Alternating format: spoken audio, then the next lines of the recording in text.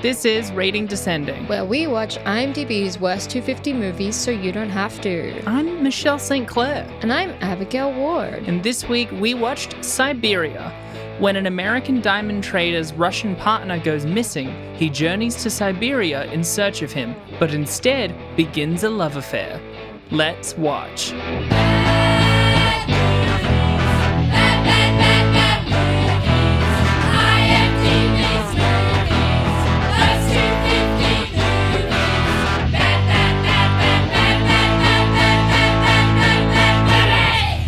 Well, we're at the end of Melbourne's sixth and hopefully final lockdown. We live in the city that has gone through the longest amount of lockdown in the world. Congrats to us. Remember when Spain went into their lockdown in 2020 and we were like, whoa, that's crazy. Lockdown. And then Melbourne did it for longer all the time. Yeah. But we did it. We're at the end. Yeah. By the time you're listening to this, we'll be more out than right now, which is already a bit out of lockdown. Yeah. Hell yeah. I mean, it's great news. It's obviously, it's great news. But fuck it, it overwhelmed me, man. It genuinely overwhelmed me. Like when they were like, all of a sudden, hey, lockdown's going to end. Like this was last week. They were like, hey, lockdown's going to end on Friday and you can have 10 people over to your house. And they just kept repealing restrictions. I was like, fuck, I'm not ready for that. Like mentally and emotionally, I'm not sure I'm ready for that because I am so overwhelmed and stressed. I just don't know if I have the time for a social life again. And then I just had a bit of a mental collapse all afternoon. It's a great thing, but it's fucking overwhelming. Yeah, well, I mean, two things. One is the thing I've learned over the last couple of weeks is that everybody seems to feel weird about reopening. And like, I don't know anyone that's not a little anxious about it. Even my most extroverted friends are like, I feel weird about going back to normal all of a sudden. So I don't think anyone is obligated to do that. And then the other side of it is I had the opposite reaction where when they announced everything, I was like, sounds like, you know, we're allowed to go anywhere, but there's not anything really open. But now we can have guests over. And that was the bit that made me happy because it's every time it's like, well, you can go out again. I'm like, that sounds scary and overwhelming. I'm fundamentally broken my ability to interact with crowds and in outdoor places that seem scary and unsafe now. But having people over and going to their house in like a private, intimate matter, even though I've been in my home, that's incredible. That's like mind-breaking. That's so good. Yeah, on Friday, Claude and I had a party for his birthday and we had like fucking 10 people over and it was really scaring me all week. I was like, fuck, I'm not ready to have people in my house that no one has visited since we moved in here 2 months ago because we're in the middle of a lockdown. I was like, fuck, I'm not ready to have 10 people over all at once in my house, some of whom I've never met before, and socialize with them all night long. But then it happened and it was great and it made me feel so much better afterwards. I felt rejuvenated. But then now it's the weekend. I'm just like, fuck, I feel it again. Like now I feel like the weekend's coming and there's this weird like obligation to be social and I'm not. No, there isn't. There isn't. Yeah, there isn't. But I feel like there is for some reason. I'm like, fuck, if I'm not going out to bars and restaurants and having picnics and having people over, then I'm failing somehow. And it's just this like ridiculous thing of like, I'm not ready to socialize. I don't know why I feel this pressure. You don't actually have to make up time. Like, I feel like that's a huge part of what it is like this expectation. It's like, oh, it's been locked down for so long. You have to now go double. But that's just more pressure to do something. And the idea is to return to your normal. If your normal is this weekend, I'm going to be really tired and it's going to be hard, then don't do it. Like, do your normal routine. Do your normal capabilities. Yeah, I feel like there's already so many things that need to get done. I'm like, at work this week, they were like, what are you guys doing on the weekend now that regional Victoria is opening up to Melbourne? And all these people are like, well, it's the Melbourne Cup Day on Tuesday, so I've taken a long weekend and I'm going to go here, here, and here with my partner and my friends.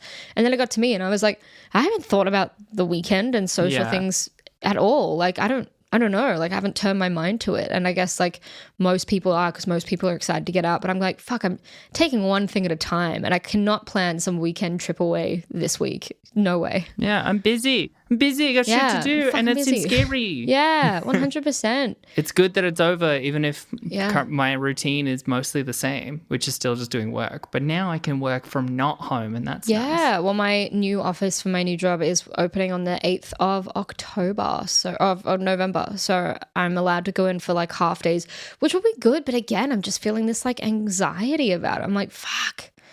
leaving the house and breaking out of my little bubble. I'm like, I hate the bubble, and yet I need the bubble. I'm in the bubble. I rely on the bubble. I resent the bubble. I am the bubble. You are now the bubble girl. I am the bubble girl. We've established this, though. We're blob cops. That's right. Yeah, we're blob cops. Go listen to our Halloween episode to hear the origin story of blobby cops. Blobby cops. Now we're already in episode 2. We're starting to introduce the larger, grander themes of the blobby cop series. In this case, the you fear of the series? unknown. Oh yeah. I mean, you said movie series, right? But I feel like a lot of the time when it's a movie series, the first one is self-contained, and then the second one is introducing, okay, here's the concept of a larger scope that can go like evergreen. We can have multiple versions of this, multiple iterations. Love it. Love the franchise. Like first Blobby Cop is just like exploring the idea, what is a Blobby Cop? But the second one, it's fear of the unknown. Yeah. That's where we're going into. And then the third one is Blobby Cop's son. Oh, son of Blobby Cop? Yeah, that's when it starts. Like the second one is like a really spiritual sequel. Like it's like really like profound and emotional, but then the third one's total cop out. It's Blobby Cop Jr. That's what it's called. It's called Blobby Cop 3, Total Cop Out. Nice. But speaking of a total cop out, this week we watched Siberia. And on the one hand, that pivot just was because it was a word I had just said. But on the other hand, I kind of stand by it because this movie was a bit of a cop out. I didn't like this movie and I didn't care for it. Yeah. I was talking to someone recently about how, hey, a big defining part of our podcast is that we don't choose the movies, so both of us feel motivated to give each movie like a fair go. Yeah, 100%. And we don't choose the movies choose us, baby. Yeah, it's all handed down to us by fate and timing of the universe. But it's true, we do give every movie a fair go. I mean, I gave Howling 2, which we were spoiled for this Halloween. Actually, we chose that one. I gave that bad boy a 10 out of 10.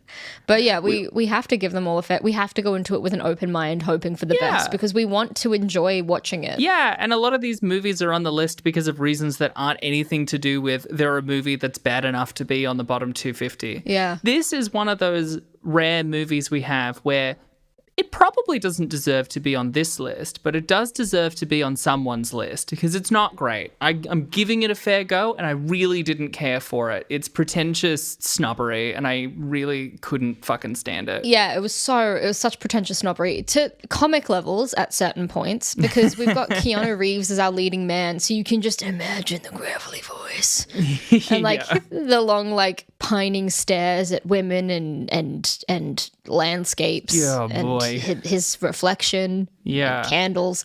Like he does a lot of long mournful looks, and there's a lot of ridiculous dialogue between him and the female lead. Yeah, which I did enjoy the bits where it was getting at least over the top bad because there was a couple of exchanges between them where I was like, this is just something I would put in a script to make fun of a film like this. So oh yeah.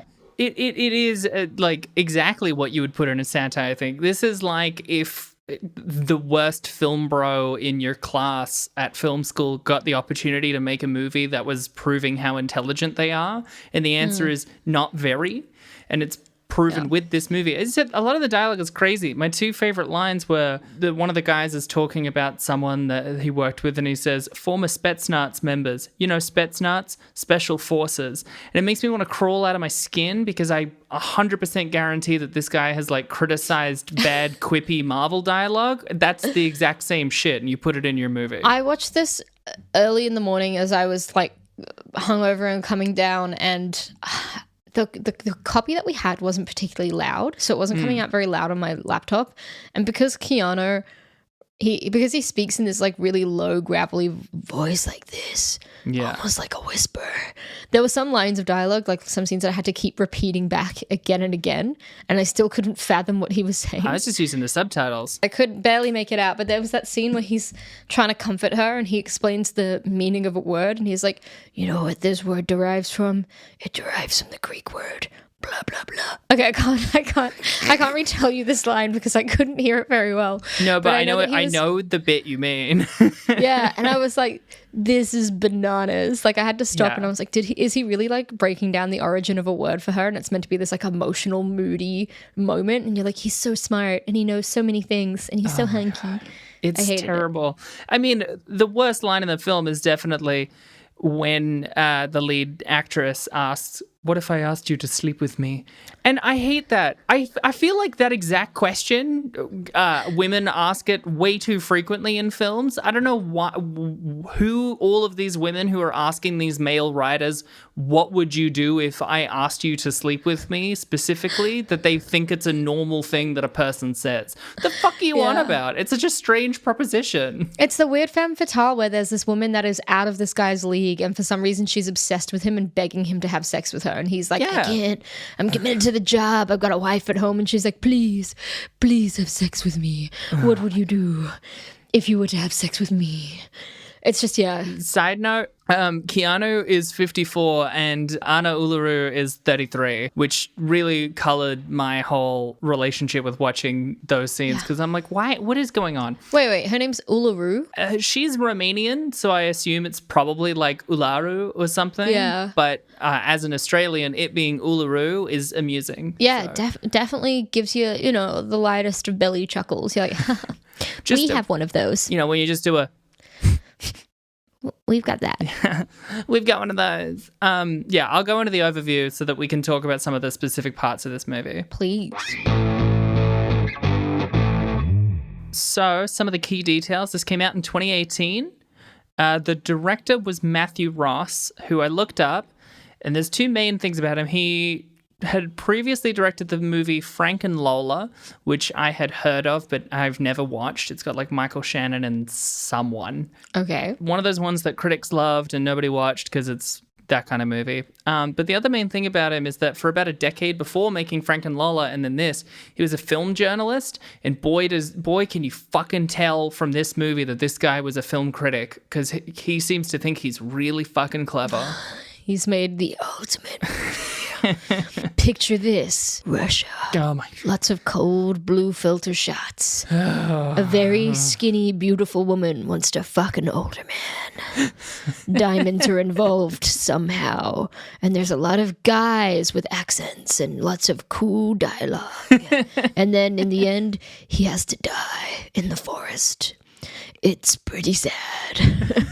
Siberia. And they're like, love it. Love it. There's a lot of lines where Russians say to Keanu, how very American. And I'm like, yes. Come on, get You're over so it. American. Yeah. So American. And it's literally him doing anything, and it's just clearly Matthew Ross going like, slam dunk, man. Got it. I'm really keen to hear about this overview because I watched the film vaguely understanding that he was there for diamonds. Yeah. And that the guy that was meant to have his diamonds was dead, or rather missing. And then it totally turns out he's dead. And then this guy's like, give me my fucking diamonds or else you're dead. And then that's kind of like the whole film. Oh, I'll get to it. Let me finish up some more key details. The writer was Scott Smith, who wrote the book that then became the movie A Simple Plan. Did you ever watch that? Nah, but I did enjoy I'm just a kid and life is a nightmare. He also wrote The Burn Orange Heresy, which I also never watched, and he's also in development for the TV show Civil, which is about a civil war, a third civil war or new civil war breaking out in the US after a contentious 2016 election.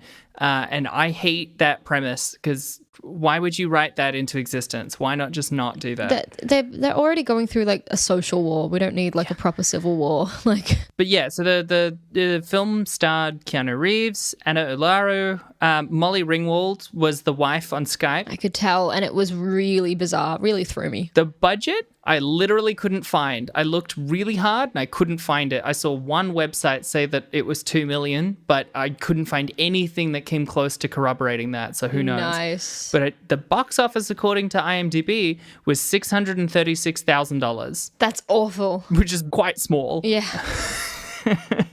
But hey, no one in this movie appeared on the list before, so go them. Here's the overview proper. American diamond merchant Lucas Hill travels to Russia to sell rare blue diamonds to gangster Boris Volkov. However, his contact in St. Petersburg, Pyotr, who had the diamonds, has gone missing. Boris threatens Lucas to deliver the diamonds in 48 hours. Following Pyotr's clues, Lucas arrives at a guest house in Mirny, Siberia. There he meets local cafe owner Katya, who helps put him on the trail of Pyotr's brother. Lucas and Katja start an affair, even though she is engaged and he is married. Eventually, Lucas returns to Pyotr's apartment in St. Petersburg and finds one of the diamonds. However, he also confirms that a separate diamond Pyotr has sent him is fake, leaving him with only one of the promised diamonds. Lucas shows Boris the real diamond, promising to deliver the rest, and Boris agrees after making him engage in a partner swap. That's not important, but it's very, very weird. Oh, it's awful. It's an awful scene. It's really awful. The Russian federal police, who have been hounding Lucas, along with his associate, who's South African, who I didn't understand how he pieced into it, but the Russian federal police, who have been hounding Lucas, step in to force Lucas to sell the fake diamonds in return for safe passage. However, he overhears the feds talking and realizes that once they spirit him away to safety, he will still be killed by Boris. After making the deal with Boris successfully, Lucas tries again to find Pyotr, knowing it is his only hope of survival. Lucas discovers Pyotr's hiding place in Siberia, but finds he is already dead. With no way to find the real diamonds, Lucas takes a gun to his final meeting with Boris, where he kills many of the henchmen, but is in turn killed himself. And then it just ends there. It really ends quite suddenly. But not in like an interesting 70s cinema way, just in a way where I go, oh, okay. So it's one of those movies where the point is that nothing happened. And that you think it's cool to kill your protagonist. Yeah. Which it's not. This is why it has mad film school energy, right? Because that's the kind of thing that I feel like you would go like, that's so fucking interesting for my short film. What if he dies at the end?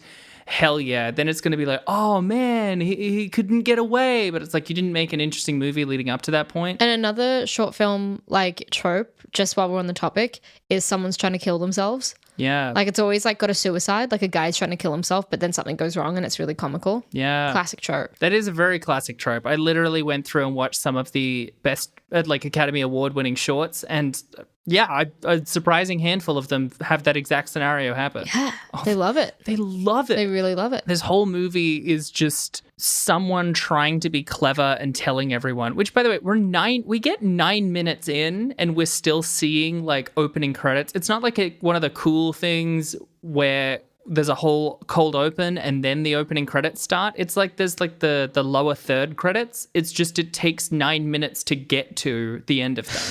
Like should be your lead in to understand the pacing of this movie. What normally takes any other movie 1 minute, it did in 9. Yeah, it really did. When it started being like Keanu Reeves, I was like, what? We're doing this? We're doing the credits now? That's crazy. Yeah. I didn't know much about Siberia, and so I didn't look up anything about the film, but I did look up Murny, Siberia, because I just wanted to know where the fuck that's meant to be, just to like give me an estimation. Yeah, Siberia is quite a large place. Siberia is enormous, and it's much further east than I thought it was in Russia. And I looked up some of the bigger cities inside. I got a great general like overview of Siberia. I was looking at Omsk, the biggest city in Siberia, but I looked up Murny. And you saw this because it was on my Instagram, but there's a huge diamond mine in Murny. The Google reviews for the diamond mine are insane. Yeah. Like they're just ridiculous. I posted them the other day, but let me read out a few. Please do. I just love it because it's not like, it's potentially not fair to laugh at it because a lot of it is just translated by Google, but the translations by Google are very funny. Well, but then what we're laughing at is not what they're saying so much as like how language translates when you don't actually get a person to translate it. Exactly. I'm sure what they said had a total different meaning, or you could just infer a lot more things from it in the actual language itself, but the Google translation of these like very small reviews are so funny. This diamond mine and the giant hole that is pictured in what Abby posted is not featured anywhere in this movie that is ostensibly set in this town. Yeah. Which it should be. Yeah. It should have been. I don't know why they didn't film this huge diamond mine in the movie about diamonds. Yeah, the diamonds in the plot. The diamonds he has aren't even from Myrny. He just happens to go to a different diamond mine. Yeah. So the diamond mine, I actually don't know the name of because it has no translation. I mean, I couldn't find a translation for what it's actually called, but some people just call it the Myrny diamond mine. And some of the reviews left were like, beautiful little hole. I was there the other day and I went down to the bottom, ... And then also, I have a doubt. I have been told what it is. Like hell, deep, is it true? Another is, such a hole waiting for us to fall there. And then the metal like rock hand symbol. Then it is very important and very beautiful. Also, hello, I am Peruvian. I want to know the country Russia and how much is the passage? There's another one that is just, my friend fell there. And then it just cuts off. Oh, no, I think that's the press F to pay respects meme. Oh, Yeah. got you. Then there's also, it's nice to travel with children on Mondays. My personal favorite is, ow, do. That's DOWWW. And then also just, hole. I like that one. Oh, wait. And then there's also, everything collapses. Spectacular sight. Cancun. What? Cancun. It's just a wonderful plethora of reviews. It's great. I love the pure Russian simplistic nature of just saying whole, and I also love the Peruvian guy begging for immigration tips in the Google reviews to a Siberian town. I love great to take children's to on Monday. Yeah, just Mondays. The rest of the week, it's on not Monday, great. we go to the diamond mine. A friend of mine was like saying that like someone had dropped a microphone down at the bottom of the mine. People commonly try to get recordings at the bottom of the mine because people are like, it is hell. That the bottom of the mine is hell itself. And then like someone drops a microphone down and like they were like, they claim that all the sounds came out were like spooky ghouls screaming and shit. Like people think it's haunted at the bottom. It's a mine. It's man-made. Like, yeah, but people are like, it's this creepy hole. I would understand if it was like, this is a natural phenomena. It's a giant hole, and we're like, ooh, it's spooky ghosts down there. I'm like, okay, neat. We made the hole. Someone or something we made already went down there because we made the hole. I don't understand how it's confusing what's at the bottom of the hole. We know. We did it.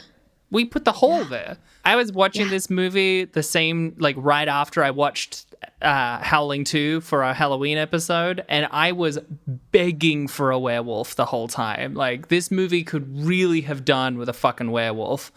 Keanu Reeves is like trying to flee from a Russian gangster, finds himself in Siberia with a let's say in this movie it's slightly aged up cafe owner, so that they're comparable in age, and then has to fight werewolves.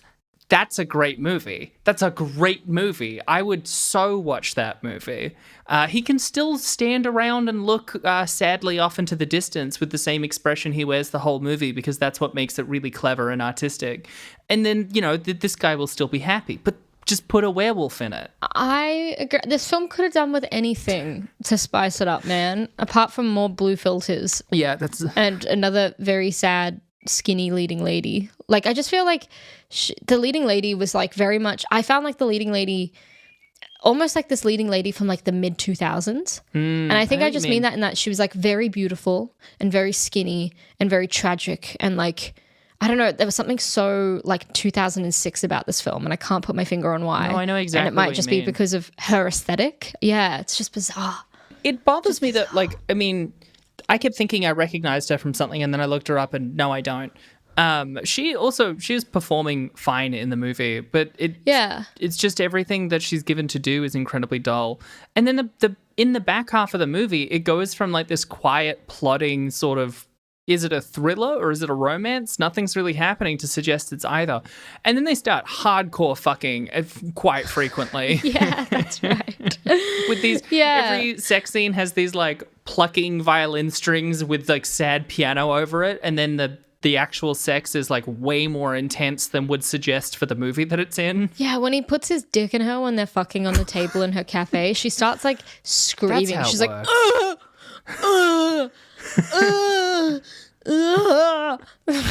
probably not quite like that, but she's really throaty. No. What's it like? Because I know in the second scene where he's eating her out again. This is again one thing I think is a positive feature of sex scenes on this list.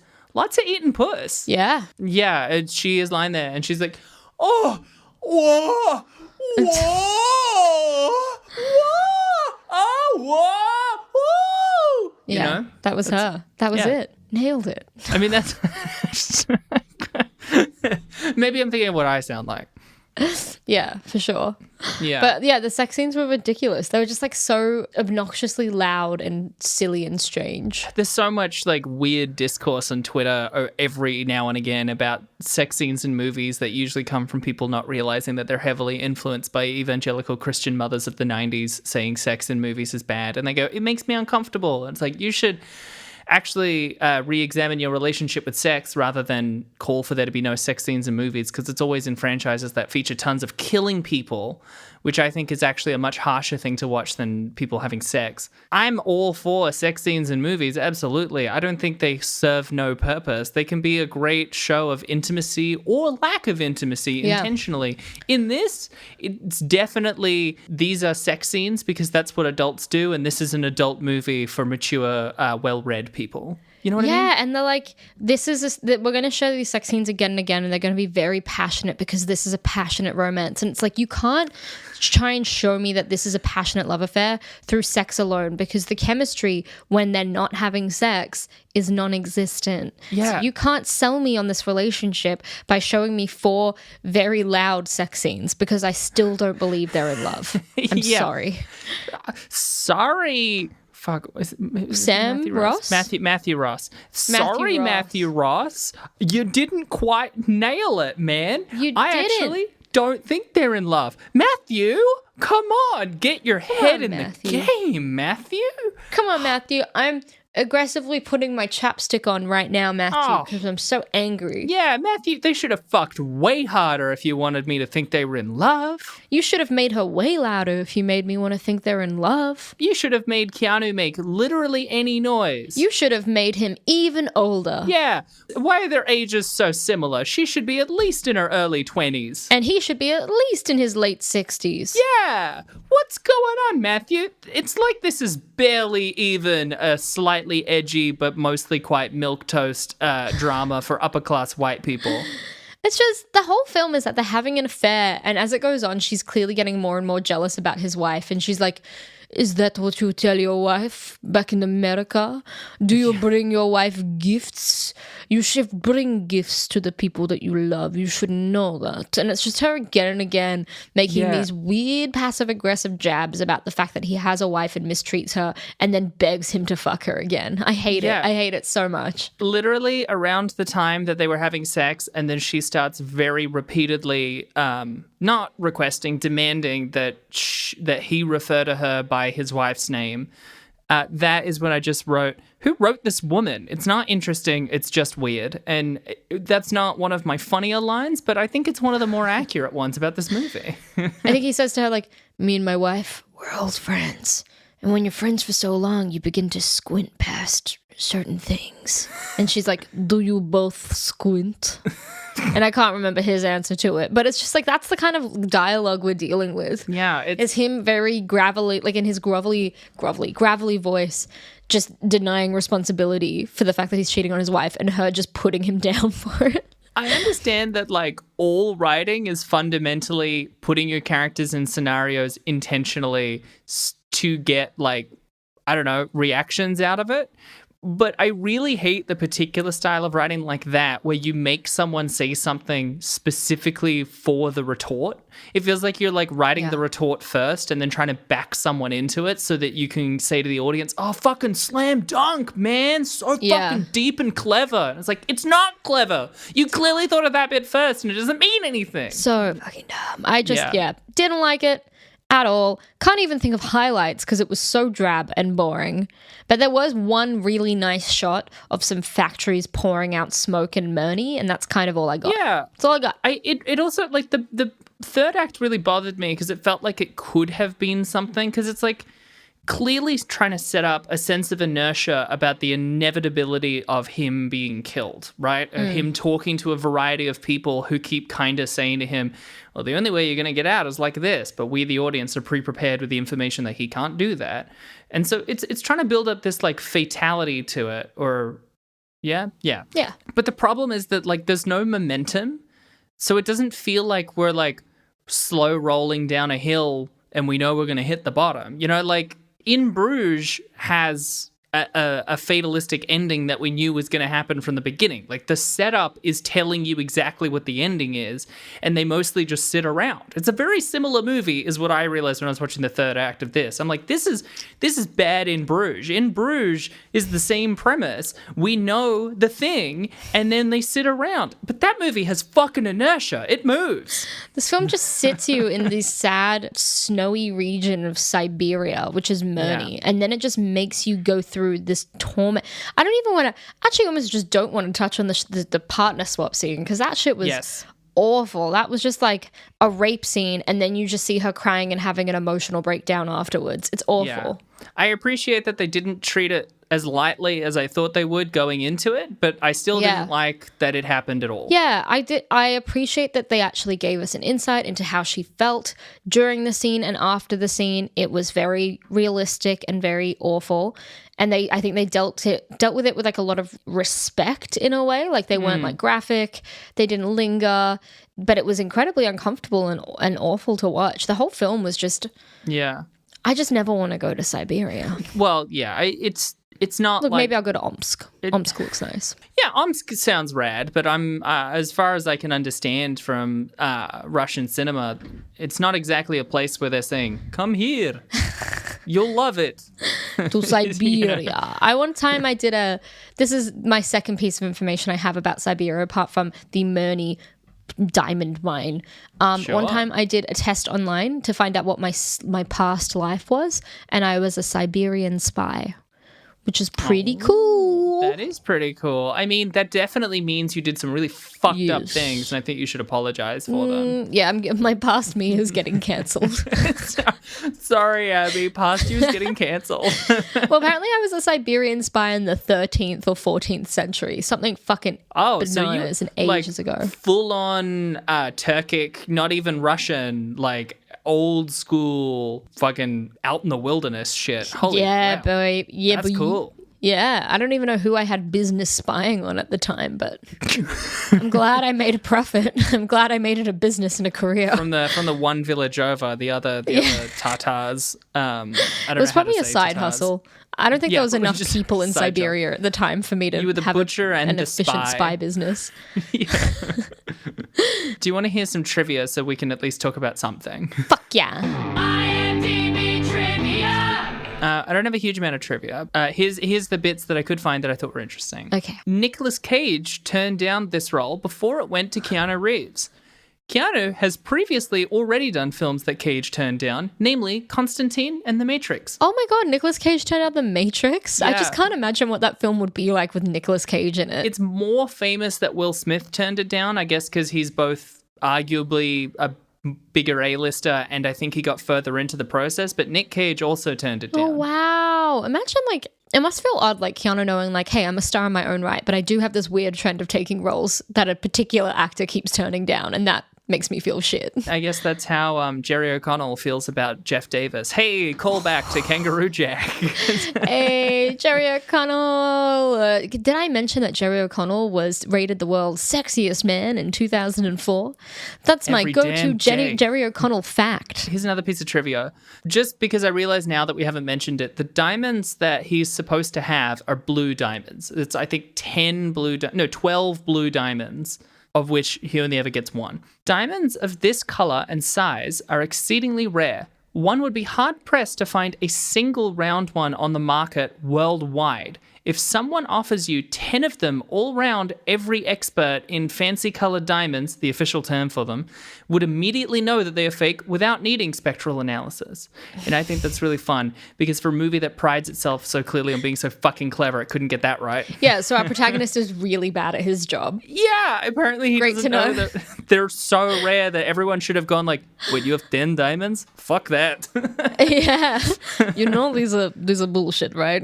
These are just... You know what? You are making it impossible to believe you. This is so American. I guess the equivalent is like if I said to you, hey, did you know I have 30 rubies? Then you're like, no, you don't. You do try and tell me that one all the time. Yeah, that's a true. constant lie from you. Did you hear I got 30 rubies? Hey, here I got 30 rubies? No, I promise this time they're real. Here's my last piece of trivia. Keanu Reeves, towards the beginning of the movie, states, "I packed for St. Petersburg," meaning that he packed for warmer weather because he's in Siberia and he's trying to defend the coat choice he made. St. Petersburg is slightly farther north than Juneau, Alaska, which is where it was filmed. So if it is winter in Siberia, it would most certainly be winter in St. Petersburg as well. And the average January temperature in St. Petersburg is 22 degrees Fahrenheit, which I didn't look up what the Celsius was of that. Minus 5.5 degrees Celsius. So Wait, that's in St. Petersburg in summer or winter? in January, so I guess that's So winter. winter. Yeah. It's just interesting to me that he was like, "Hey, I packed for St. Petersburg." And they were like, "You underestimated Siberia." It's like, you underestimated St. Petersburg. It's all cold. It's -5, dude. Yeah, Check that's a map. still cold. Well, in my very brief research into Siberia, I just wanted to have like a look at the fucking Russian map to understand Russia more. And now I'm really interested. Like, I really want to know more about Russian history because there's so much and it's so Russian extensive. history's rad. Yeah, and I really want to get like a good book on it and like really like just delve into that for a while. But I was like, I never realized just how fucking, again, like how far Siberia is to the east, how far Moscow is to the east of like the border of Russia into Europe, and like how close St. Petersburg is to like Norway and shit. Like I didn't really quite realize where all these cities lay. Yeah. I kind Like, of always St. thought Petersburg for is some basically reason that St. Baltic. Petersburg was directly north of Moscow, and I was so wrong. No. Yeah, because the whole thing is that like Russia at one point was a column with like Moscow in the east southeast and St. Petersburg as like the Baltic border, and then they just went, fuck it. Europe is proving enormously and outrageously difficult to conquer, and they have such a complex legal system. Let's go that way. And then they just like went literally as far as they could until they hit Japan. Fucking hell. It's just insane. And also, like, I guess what I thought was that Moscow was closer to Europe.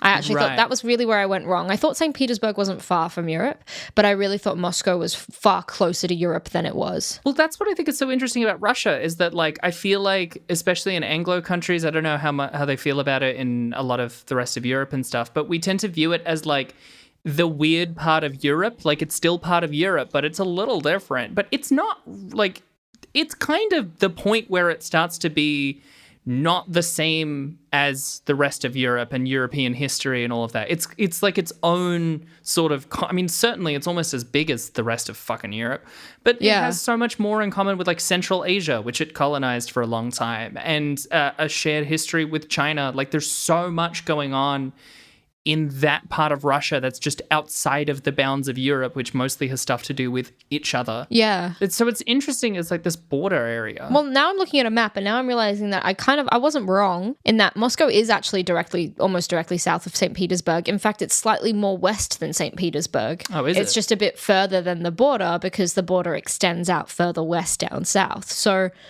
I was right. I don't know why I thought I was suddenly wrong in that Moscow was basically in the center of Russia, because it's not. I don't know how. No. It's not like in the center. Nothing is in the center. Hey, now, you've got Surov, you've got Noyabrsk, you've got Surgut. But Moscow is in the center of like the Russian bit of Russia rather than the whole rest of it that is actually a whole bunch of other people.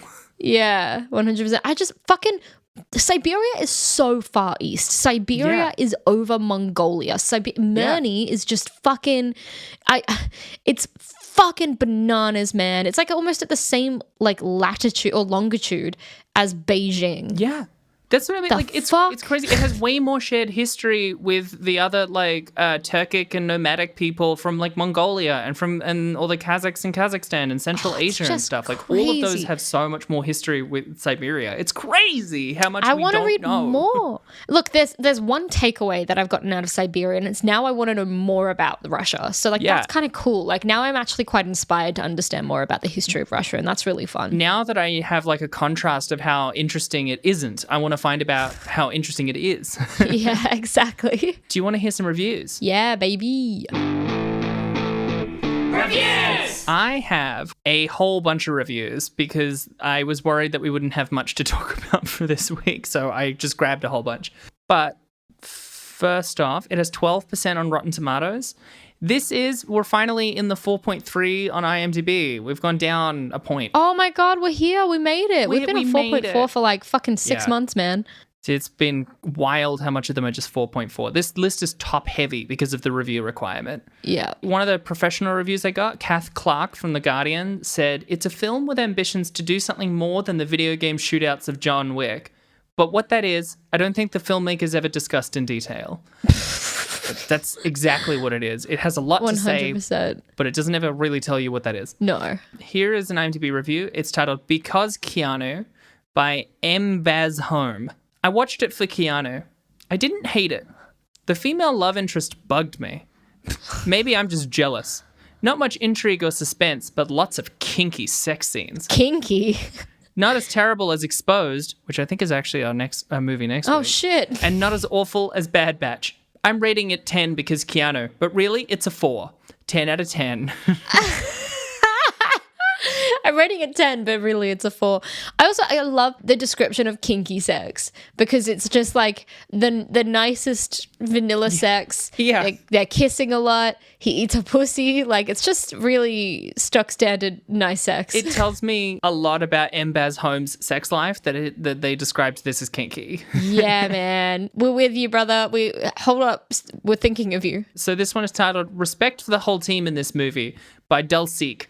Respect for the whole team in this movie. Respect for Mr. K and for Romanian actress. 10 out of 10. Mr. K.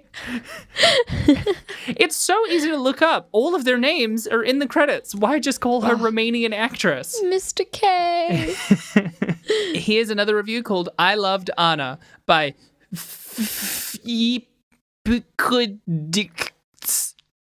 or FFYPQDKC. If it's an anagram? What's the one where it's the letters each are a word? An acronym?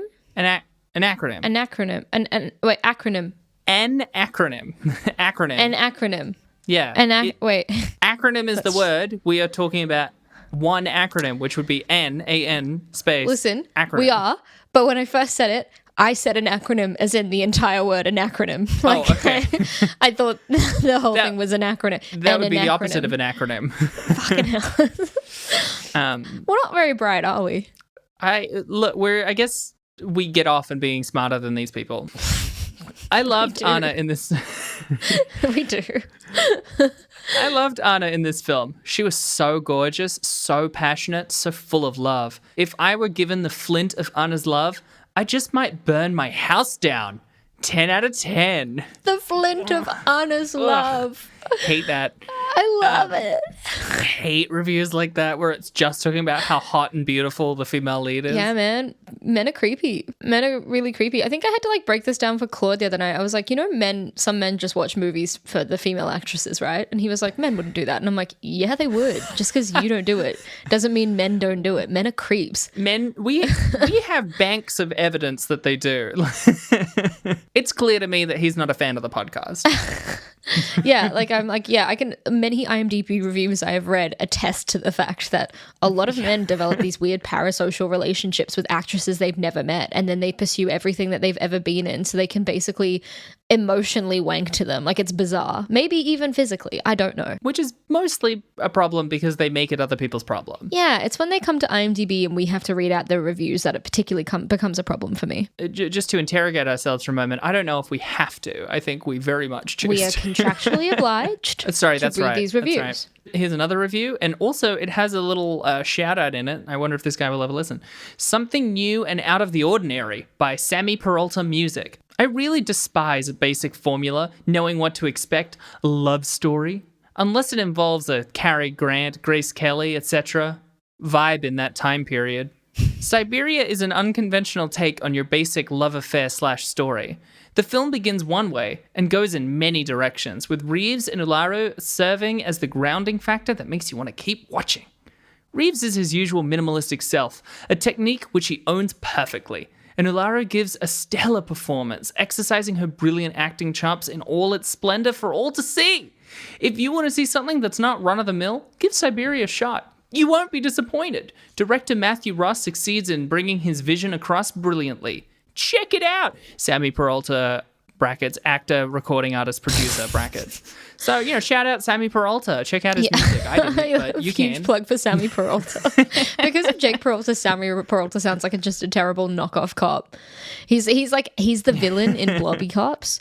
He's like, damn you, Blobby Cops. And we're like, fuck you, Sammy. And then we swallow him whole. Trade in your badge and your gun.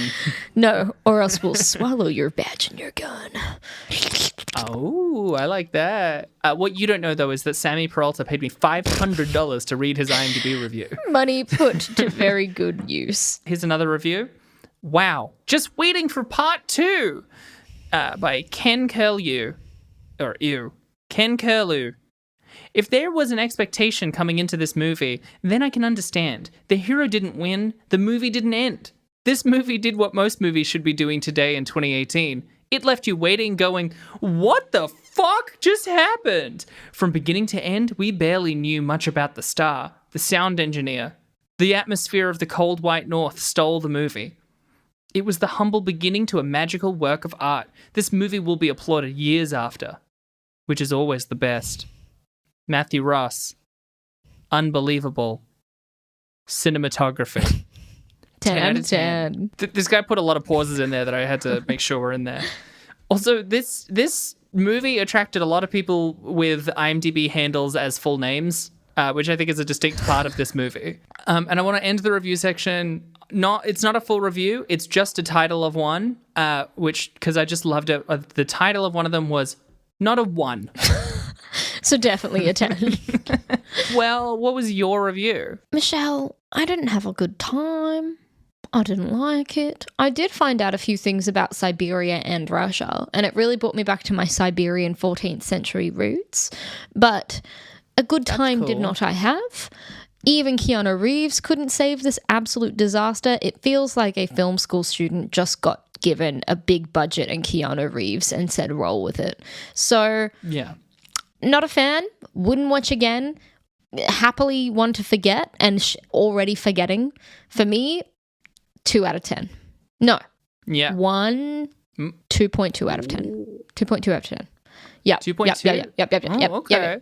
Not the worst. Not great. I think that's fair. I wrote down, while watching these movies, I always write down mostly stream of consciousness notes to refer to later. And I wrote 2 different things that I think encapsulate the entirety of what I think about this movie. One of them was, how is this halfway through this movie? It feels like it's 3 hours long. I swear I could sit down and finish Lord of the Rings and this movie would still be going. It's a time warp. And I stand by that. And the other part of it was, this movie is exactly a stuffy, uptight, upper-class novel reviewed favorably by The New Yorker by a fabulous author that you must read while you're holidaying up in the Hamptons, but it's just dull. It's not slow and moody, it's boring. And I stand by that. This is a 2 out of 10 for me. I'm not revising it up to 2.2, Yeah. It's just 2. It's boring. Yeah. And I hate it. Up top. You know what? I'm going back down to 2. We're on 2 together, baby. 2 together. Yeah, baby. Yeah, Two-town. we're on the 2 We're train. in Two-town. We're pulling into 2 station as we speak. I'm sorry. 2 train. Last stop. 2 city, baby.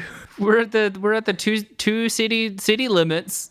I was trying to think of Nutbush city limits, but I was a syllable short. I'm all across it. That was Siberia. Please follow us on social media. You can find us on Twitter at RateDescendPod, on TikTok at RatingDescending, or you could email us at ratingdescending@gmail.com. And I always read the emails, so genuinely. Or you can find us on our personal accounts. You can find me at Abigail J. Ward at Insta. You could also find me on Twitter and Instagram at michelle.stclair. And don't forget to leave us a review on Apple Podcasts. It really makes a difference. Hell yeah. And I'm going to continue my streak of plugging Kairos because I can. It's a film that I edited. It has a Down syndrome lead, and it's genuinely really good, and it didn't get a proper shot at distribution. It's Kairos. You can find it for free on SBS On Demand, or you could buy the DVD at JB Hi-Fi. Nice. Yeah. But what are we watching next week, Abby? Michelle, next week we are watching, as aforementioned, Exposed. Also with Keanu Reeves. It's the fortnight of Keanu, baby. Ooh. Yeah, get among it. We had our month of 2006 films, and now we've got our fortnight of Keanu. Yeah. King Keanu's here for a fucking fortnight. I think Mr. K is here for a fortnight. Mr. K here for a fortnight. Hell yeah. Catch us next week for Mr. K's fortnight. Yeah.